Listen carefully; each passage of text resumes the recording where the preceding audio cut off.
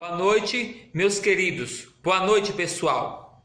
Há muito tempo, alguns dias, eu quis vir fazer esse vídeo, que ele é uma resposta a um certo líder eclesiástico que estava no grupo, que me pediu para eu perguntar aos teólogos, sendo ele teólogo, o que seria o poder da fênix. Em uma citação, eu falei: Deus te levantará, Deus te ajudará no poder da fênix. Aí, esse dito líder eclesiástico, que é teólogo e não quis ser teólogo, entrou em debate, dizendo que eu estava defendendo a mitologia, que eu estava endossando a mitologia, né?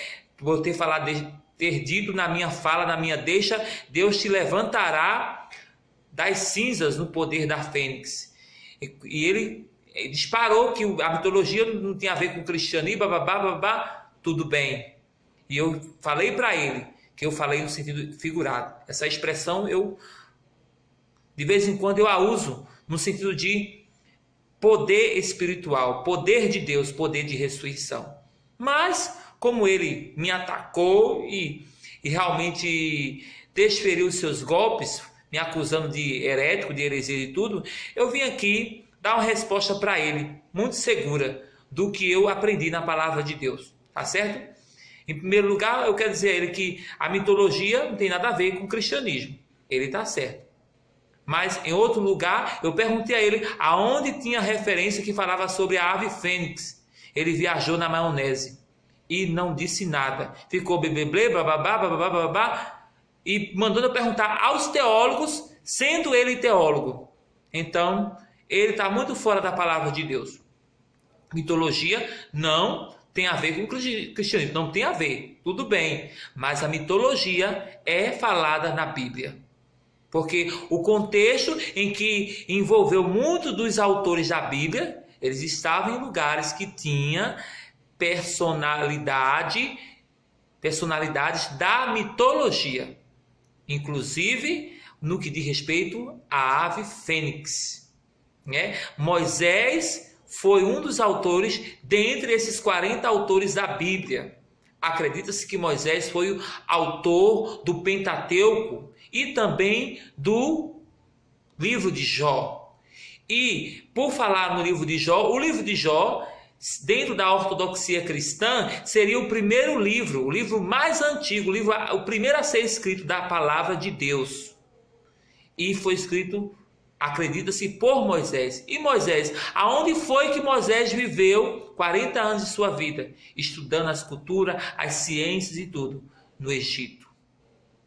E Moisés sabia de muitas coisas que havia no Egito, muitas ciências ocultas, dos deuses, das lendas, das mitologias e tudo. É tanto que em seu livro de Deuteronômio, Moisés fala do unicórnio, que em outras versões traduz como boi selvagem, mas Moisés falou de unicórnio. Vocês terão as suas forças como as forças de um unicórnio, ou seja, aquela renovação para vencer, para sair, para guerrear contra os inimigos que eles iam enfrentar depois da escravidão, depois do êxodo que tiveram ali da nação do Egito. E Jó, se foi escrito por Moisés, tem muita coisa sobre mitologia. Algumas coisas sobre mitologia, sobre astrologia, sobre astronomias. Jó vai falar sobre as constelações do zodíaco, Jó vai falar sobre os 7 estrelas, Jó vai falar sobre a Ursa Maior, sobre o Órion. E Jó vai falar também sobre a fênix. E eu perguntei a esse irmão, aonde fica a referência sobre a ave fênix? Ele viajou na maionese, e ficou lá dizendo, você é heresia, você está pregando heresia, você está dizendo heresia, mas eu falei sentido figurado. Eu acho que ele não sabe o que é português, a linguagem de português, o sentido figurado, uma expressão como a gente se diz. E seria mais humilde da parte dele que ele viesse para mim, ou no grupo, ou no privado, dizendo, o que você quis dizer com aquela expressão, irmão?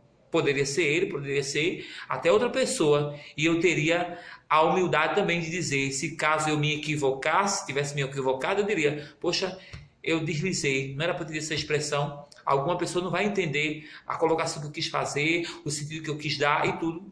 E não tem problema não, porque o erro é um erro de cada um de nós. Eu erro, você erra, todos nós erramos e tudo. Estou aqui e não estou frustrado porque eu não sou perfeito. Eu estou buscando a perfeição, mas não estou frustrado porque eu sou perfeito não.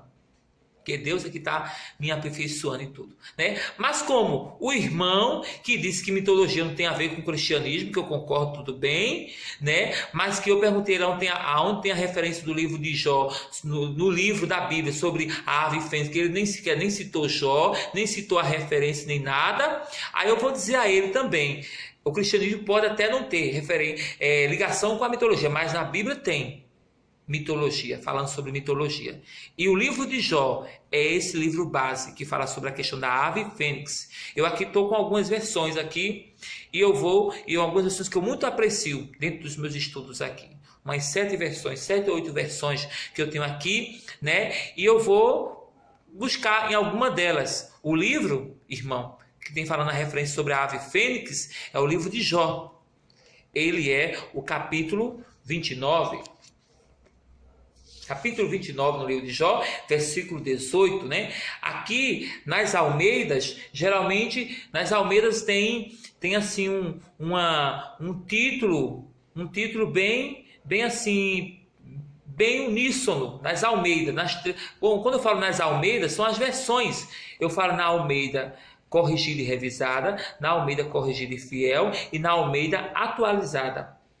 Praticamente é o mesmo título. Jó lembra-se do seu primeiro estado feliz. Não tem nenhuma divisão. A perícope ela é única, né? Não tem algumas subdivisões no capítulo, não. Mas veja o que diz o versículo 18 de Jó 29. Eu dizia, no meu ninho expirarei, morrerei, irei desse mundo, multiplicarei os meus dias como a areia. Praticamente nas Almeidas é essas mesmas coisas, né? E tudo. Aqui eu tenho também a Reina Valera. Reina Valera, uma tradução em português pela Unipla, editora da Universal, mas é uma Bíblia de origem castelhana, espanhol castelhano, né? Ela vai dizer assim, o versículo 18 do capítulo 29 de Jó. Dizia eu, em meu ninho morrerei e multiplicarei meus dias como a areia.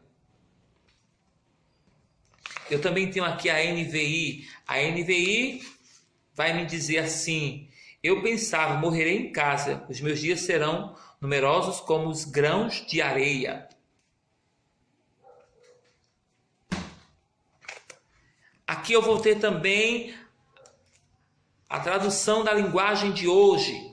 Vai me dizer também, eu pensava assim, vou viver uma vida longa e morrer em casa com todo o conforto. E aqui vai ter essa aqui. A versão perto também dos originais gregos, hebraico e aramaico, mediante a versão dos monges, em sua 188ª edição, né? Ela dos monges belgas, né? De uma origem católica. Ela vai me dizer assim também. E dizia, morrerei no meu ninho, e meus dias serão tão numerosos quanto os da fênix. Olha que interessante, né? E dizia, morrerei no meu ninho, e os meus dias serão tão numerosos quanto os da fênix. Num comentário aqui de rodapé vai dizer, fênix, dizia-se na antiguidade que esse pássaro fabuloso vivia 500 anos. Diziam, queimado em seu ninho e renascia das suas cinzas. Outra tradução, numerosos como a areia. Bem interessante, né? Essa daqui, gostei muito dessa versão aqui. Também temos aqui o comentarista Champlin.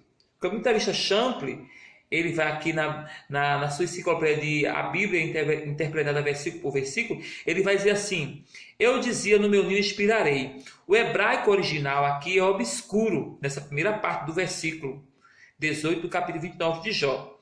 Algumas traduções dizem no meu ninho, mas a preposição hebraica significa com, o que resulta em morrerei com meu ninho. Além disso, alguns estudiosos sugerem que deveríamos ler cana e palmeira em vez de ninho e areia. Tá vendo? Veja só, alguns estudiosos sugerem que deveríamos ler cana e palmeira em vez de ninho na primeira parte e areia na outra parte. Alguns eruditos pensam em fênix em vez de areia. Diante de tal confusão, é difícil atribuir um significado indiscutível ao versículo, mas se Jó tivesse de morrer em seu ninho, então o mais provável é que ele estivesse pensando em uma ave segura e de vida longa em seu habitat, sem ser molestada. A segunda parte do versículo, ele diz, é mais fácil: os dias de Jó seriam multiplicados como areia, isto é, tornar-se-iam sem número, pois por longo tempo ele iria viver. Fênix era o pássaro mitológico que vivia por muito, muito tempo, até mesmo centenas de anos, e mesmo depois de morto, era capaz de levantar-se das próprias cinzas e tornar a viver. Jarse, em seus comentários, dava 1000 anos como a duração normal da vida da fênix. Veja a Enciclopédia da Bíblia, Teologia e Filosofia, o artigo denominado Fênix.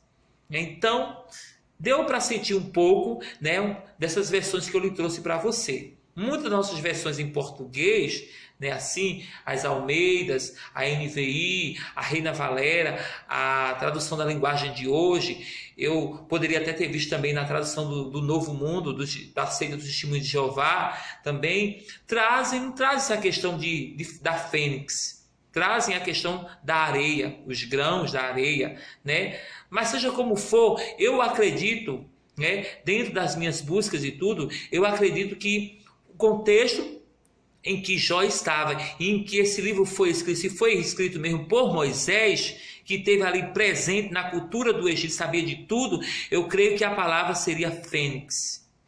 E Jó fez essa referência, não foi para endossar a mitologia. E se ele tivesse até sido influenciado pela mitologia egípcia, tudo bem. Como Moisés também foi, mas soube diferenciar a questão dos poderes do Egito, satânicos do Egito, e da influência da mitologia, para ter uma representatividade do poder, da autoridade, da unção de Deus sobre a vida dele.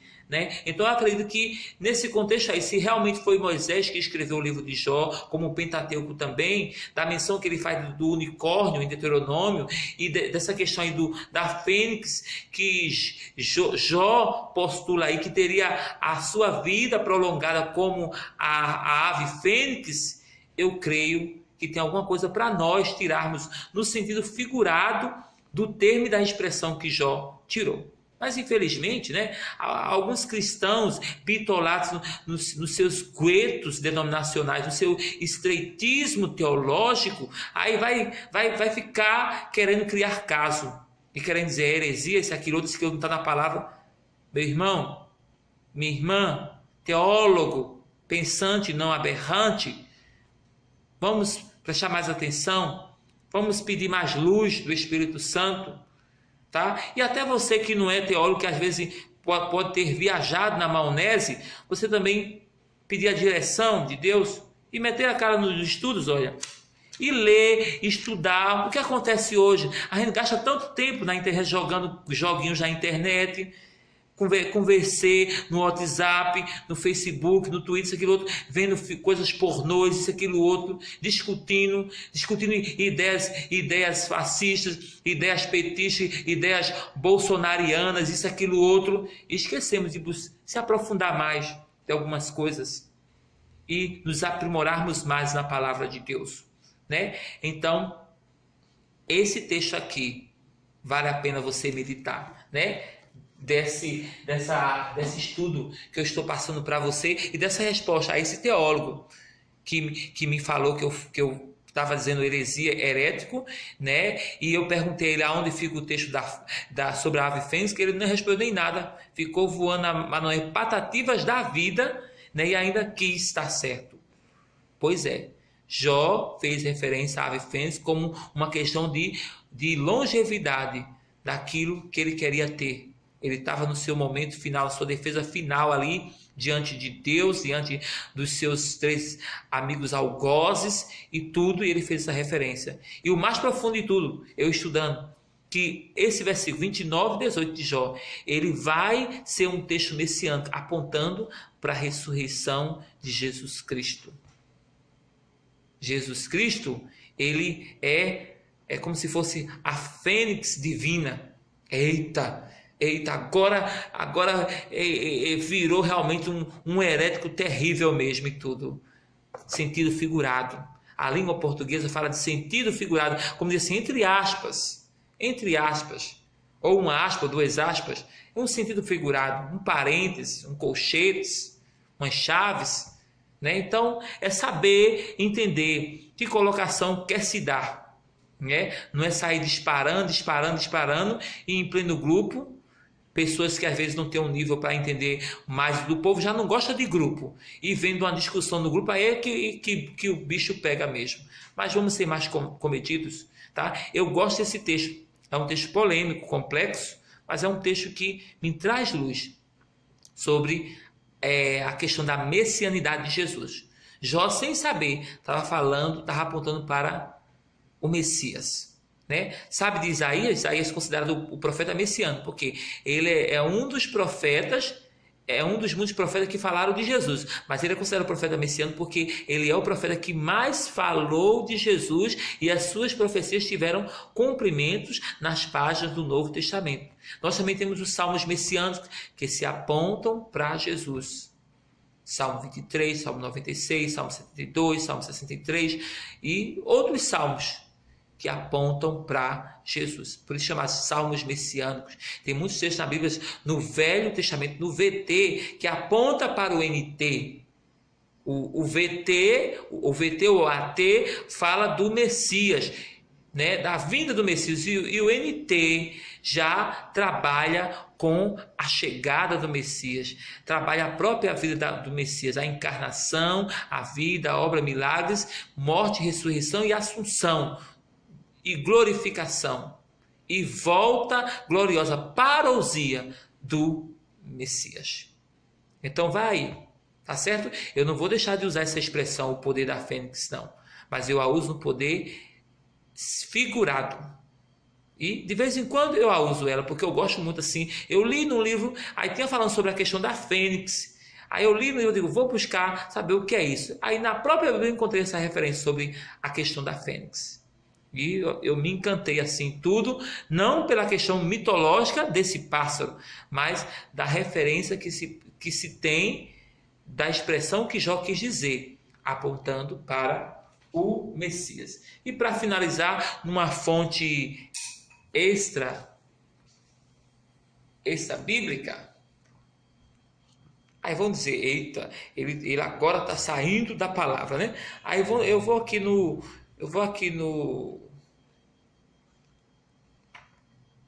Aurélio. Estou aqui no Aurélio.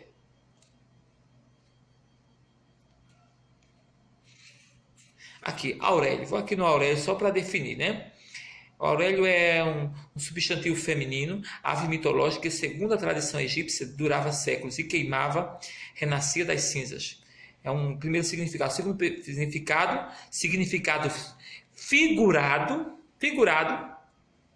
é pessoa ou coisa rara. Exemplo: Bill Gates é uma fênix na era tecnológica da internet.